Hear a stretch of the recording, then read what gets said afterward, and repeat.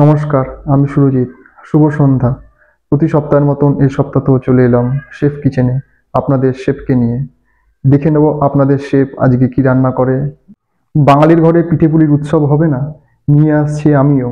গোটা ফেব্রুয়ারি মাস জুড়ে থাকছে পিঠেপুলির উৎসব আপনাদের শেফের সাথে।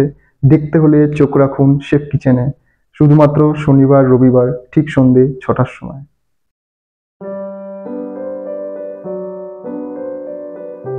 আজকের কি আইটেম হচ্ছে মা? আজকে আমি বানাবো একদম ঝাল ঝাল কষা কষা করে ওয়েস্টার মাশরুম। ঠিক আছে, চলো আজকের প্রথম ইনগ্রিডিয়েন্টস কি কি আছে দেখে নেব।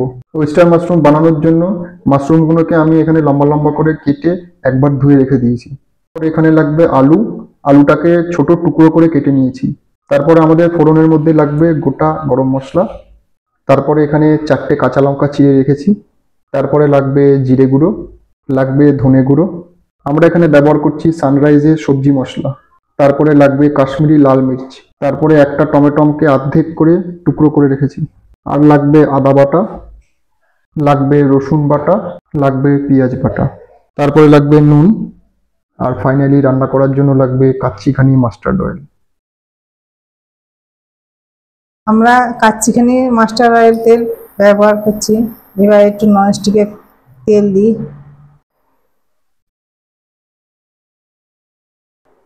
আমার তেল গরম হয়ে গেছে, এবার আমি টুকরো করা আলুটা লাল লাল করে একটু ভেজে নেব।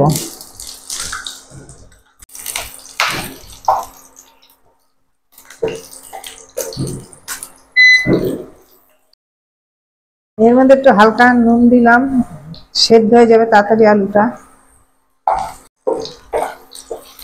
আলুটা আমাদের লাল লাল করে ভাজা হয়ে গেছে, এবার তুলে নিই।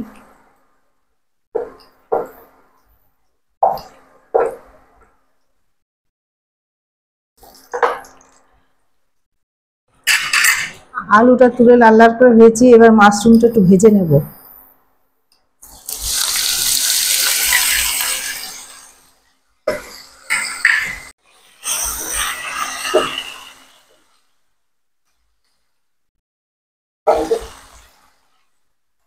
মাশরুমটা আপনারা হালকা ভেজে নেবেন, বেশি ভাজলে শক্ত হয়ে যাবে, খেতে পারবেন না। মাশরুমটা হালকা ভাজা হয়ে গেছে, এবার আমি তুলে নেব।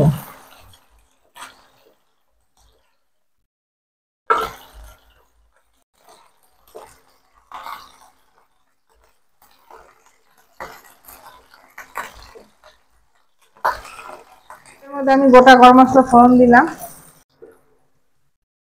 প্রথমে দিচ্ছি টমেটো কুচি,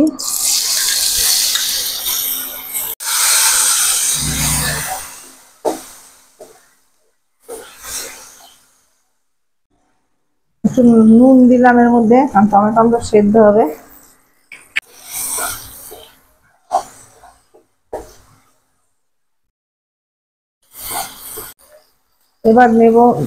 এবার দিলাম পেঁয়াজ বাটা।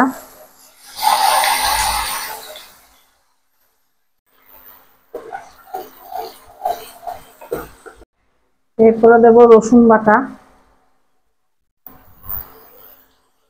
বেশি দিলাম না।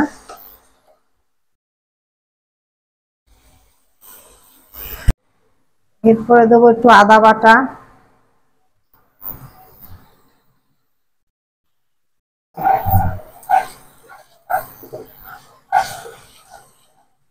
এর মধ্যে একটু তেল বেশি দিই, ভালো লাগবে খেতে।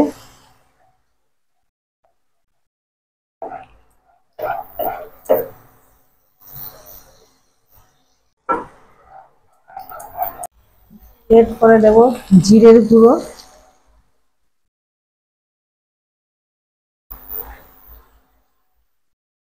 তারপরে ধনের গুঁড়ো,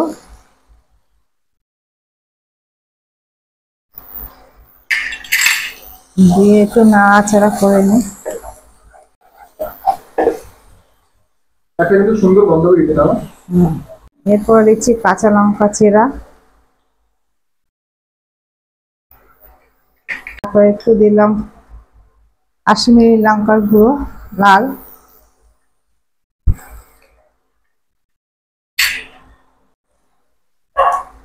একটু নুন দিলাম।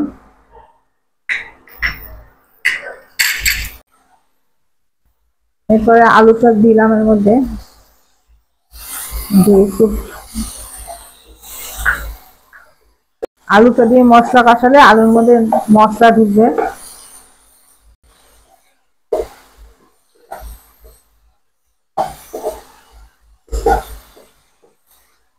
কষানো হয়ে গেছে আমার, এবার মাশরুমটা দিয়ে একটু কষাবো।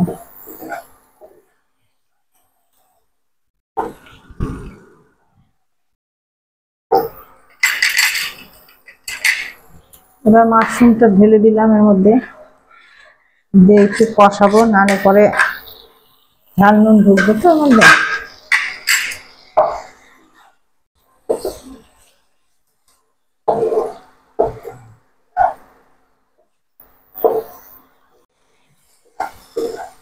দেখো কিন্তু খুব অসাধারণ লাগছে, কিন্তু দারুণ লাগছে, মনে হয় এখান থেকে তুলে খেয়েছি।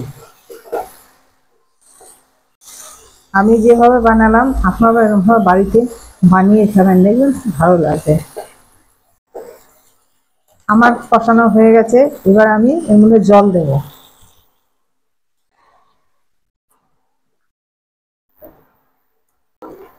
জল দিলাম, এবার আমি চাপা দেবো, একটু সেদ্ধ হবে তো, একটু আস্তে দেবো আঁচটা। এখানে মা বানাচ্ছে লাল লাল ঝাল ঝাল কষা মাশরুম, খেতে যা অসাধারণ লাগবে না, আপনারা কিন্তু এভাবে বাড়িতে বানিয়ে খান। এবার ঢাকনাটা খুলে দেখি হয়েছে নাকি। খুব সুন্দর গন্ধ বেরিয়েছে, দেখুন এবার কষা কষা হয়ে গেছে। এটা নামানোর আগে আমি এর মধ্যে একটু সবজি মশলা দিয়ে নামাবো, অল্প একটু দিলাম।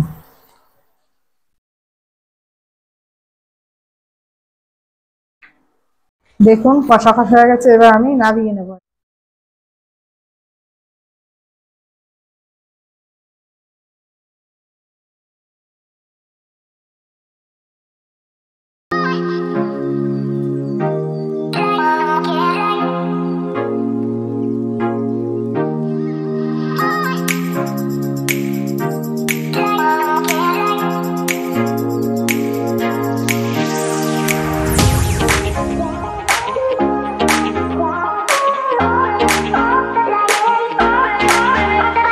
আপনারা কিরম ভাবে রান্না করবেন ঠিক আমার মতন।